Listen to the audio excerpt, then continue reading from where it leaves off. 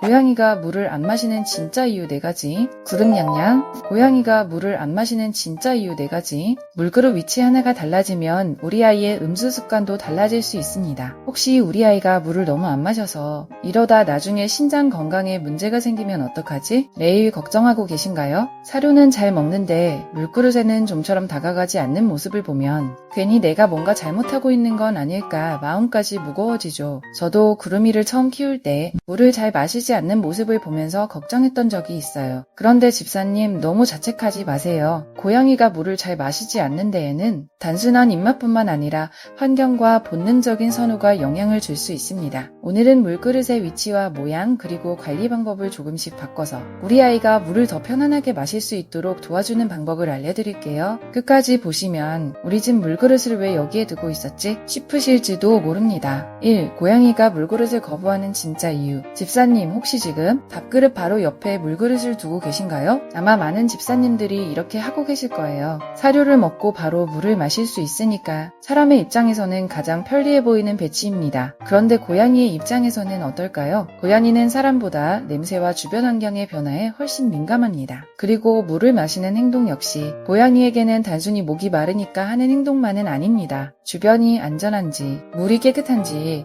그릇에서 이상한 냄새가 나지는 않는지까지 여러 가지를 신경 쓸 수 있습니다. 특히 일부 고양이는 먹이를 먹는 장소와 물을 마시는 장소가 가까운 것을 선호하지 않을 수 있습니다. 야생에서 살아가던 고양이의 조상에게 먹이와 물 주변의 오염 가능성은 생존과 연결된 중요한 문제였을 테니까요. 물론 집에서 사는 고양이가 우리 집 물을 실제로 오염된 물이라고 생각한다는 뜻은 아닙니다. 하지만 이런 본능적인 선호가 남아있을 가능성은 있습니다. 그래서 집사님이 아무리 깨끗한 물을 준비해줘도 왜 우리 아이는 물그릇에 관심이 없지? 하는 상황이 생길 수 있는 거죠. 그러니 먼저 기억해주세요. 우리 아이가 물을 잘 마시지 않는다고 해서 집사님이 무언가를 잘못하고 있는 것은 아닙니다. 어쩌면 지금 필요한 건 물을 억지로 먹이는 것이 아니라 물을 마시기 편한 환경을 만들어주는 것일지도 모릅니다. 이 물그릇은 어디에 놓아야 할까요? 그렇다면 가장 먼저 바꿔볼 수 있는 건 바로 물그릇의 위치입니다. 첫 번째 방법은 밥그릇과 물그릇을 조금 떨어뜨려 놓는 것입니다. 꼭 정확히 몇 센티미터를 지켜야 한다기보다는 두 그릇을 붙여놓지 않고 고양이가 편안하게 선택할 수 있는 공간을 만들어주는 것이 중요합니다. 예를 들어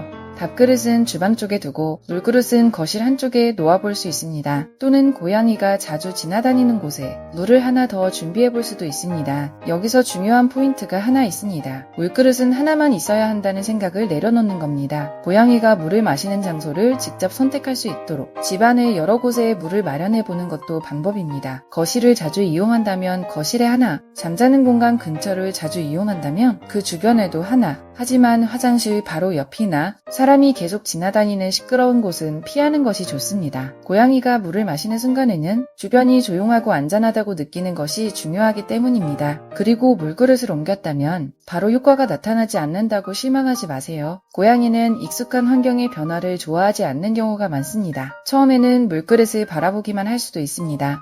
그렇다면 억지로 얼굴을 가져다 대거나 물을 먹이려고 하지 마세요. 그냥 조용히 기다려주세요. 고양이가 스스로 다가가서 냄새를 맡고 한 모금 마시고 다시 지나갈 수 있도록요. 선택권을 주는 것. 이게 바로 고양이에게는 가장 편안한 방법일 수 있습니다. 3. 혹시 우리 아이도 수염 스트레스를 받고 있을까요? 그런데 위치를 바꿨는데도 물을 잘 마시지 않는다면 이번에는 그릇의 모양을 한번 살펴보세요. 고양이에게는 얼굴 양옆에 아주 중요한 감각기관이 있습니다. 바로 수염입니다. 고양이의 수염은 단순히 귀여운 털이 아닙니다. 주변 공간을 감지하고 환경을 파악하는 데 도움을 주는 중요한 감각기관이죠. 그래서 일부 고양이는 너무 좁고 깊은 그릇을 불편하게 느낄 수 있습니다. 물을 마시려고 고개를 숙였는데 수염이 그릇 가장자리에 계속 닿는다면 어떨까요? 사랑으로 치면 물을 마실 때마다 얼굴이 그릇에 계속 부딪히는 것처럼 불편하게 느낄 수도 있겠죠. 그래서 한번 테스트해보세요. 기존의 좁고 깊은 그릇 대신 넓고 비교적 얕은 그릇을 사용해보는 겁니다. 재질 역시 아이에 따라 선호도가 다를 수 있기 때문에 유리나 도자기, 스테인리스 등 관리하기 쉽고 깨끗하게 유지할 수 있는 제품을 비교해볼 수 있습니다. 중요한 건 건 비싼 그릇을 사는 것이 아닙니다. 우리 아이가 어떤 그릇을 가장 편하게 사용하는지 관찰하는 것. 그게 훨씬 중요합니다. 4. 물은 얼마나 보다 어떻게 관리하는지가 중요합니다. 자, 이제 네 번째입니다. 어쩌면 오늘 영상에서 가장 기본적이면서도 가장 중요한 부분일 수 있습니다. 바로 물그릇 청결 관리입니다. 집사님들 중에는 물은 아직 많이 남아있으니까 하루 정도 더 둬도 괜찮겠지? 라고 생각하실 수도 있습니다. 하지만 물그릇에는 시간이 지나면서 눈에 잘 보이지 않는 오염물이나 침전물이 생길 수 있습니다. 특히 그릇 표면에 미끈거리는 느낌이 생긴다면 그냥 물만 버리고 다시 채우기보다는 그릇 자체를 깨끗하게 씻어주는 것이 좋습니다. 고양이는 냄새에 민감하기 때문에 사람에게는 별것 아닌 냄새도 고양이에게는 신경 쓰이는 요소가 될 수 있습니다. 그래서 물을 준비할 때는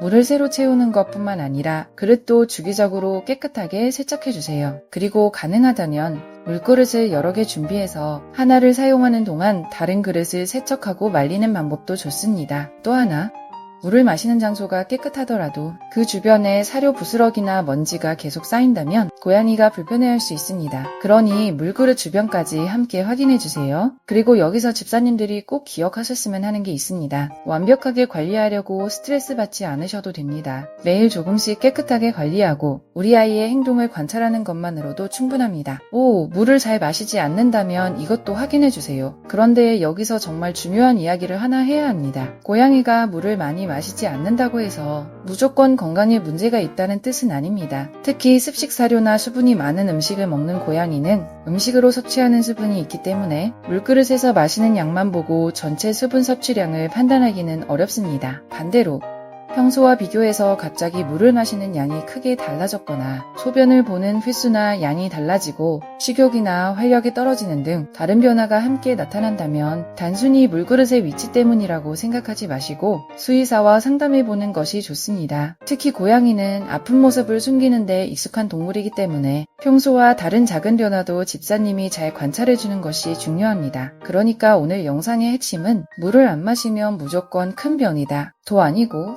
물그릇만 바꾸면 모든 문제가 해결된다. 도 아닙니다. 우리 아이가 물을 편하게 마실 수 있는 환경을 만들어주고 평소와 다른 변화가 있는지 꾸준히 관찰하는 것. 그게 가장 중요합니다. 6. 오늘부터 딱 4가지만 바꿔보세요. 오늘 내용을 아주 간단하게 정리해볼게요. 첫 번째, 밥그릇과 물그릇을 너무 가까이 붙여놓지 않기. 두 번째, 고양이가 자주 다니는 조용한 공간에 물그릇을 추가하기. 세 번째, 수염이 닿지 않을 만큼 넓고 편안한 그릇을 선택하기. 네 번째, 물뿐만 아니라 물그릇 자체도 깨끗하게 관리하기. 그리고 가장 중요한 마지막 한 가지, 우리 아이를 억지로 물그릇 앞으로 데려가지 않기. 고양이가 스스로 선택하고 편안하게 다가갈 수 있도록 기다려주세요. 집사님, 고양이를 키우다 보면 정말 작은 행동 하나에도 걱정이 생깁니다. 물을 조금 덜 마시는 것 같으면 불안하고 평소와 다른 곳에서 자면 걱정되고 답을 조금 남기기만 해도 혹시 어디가 아픈 건 아닐까 마음이 철렁하죠. 그만큼 우리는 아이를 사랑하기 때문일 거예요. 하지만 모든 걸 완벽하게 해내야 좋은 집사가 되는 건 아닙니다. 오늘 물그릇의 위치를 조금 바꿔보고 그릇을 깨끗하게 씻어주고 우리 아이가 어느 장소에서 가장 편하게 물을 마시는지 천천히 관찰해보세요. 작은 변화 하나가 우리 아이에게는 훨씬 편안한 환경이 될 수도 있습니다. 그리고 집사님의 그 작은 관심이 아이에게는 무엇보다 소중할 거예요. 오늘 영상이 우리 아이의 건강을 걱정하는 집사님께 조금이나마 도움이 되었다면 구독과 좋아요 함께 해주세요. 앞으로도 구름 냥냥 집사에서는 고양이의 행동 하나하나에 담긴 마음을 집사님의 눈높이에서 따뜻하게 풀어드리겠습니다. 그리고 마지막으로 궁금합니다. 집사님네 고양이는 물을 어디에 놓아주었을 때 가장 잘 마시나요? 거실인가요? 침실 근처인가요? 아니면 의외로 집사님이 생각하지 못했던 장소인가요? 댓글로 우리 아이의 이야기를 들려주세요. 다른 집사님들에게도 정말 좋은 정보가 될 수 있습니다. 오늘도 우리 아이와 함께 따뜻하고 행복한 하루 보내세요. 구름냥냥 집사 다음 영상에서 다시 만나요. 구독과 좋아요 부탁드려요.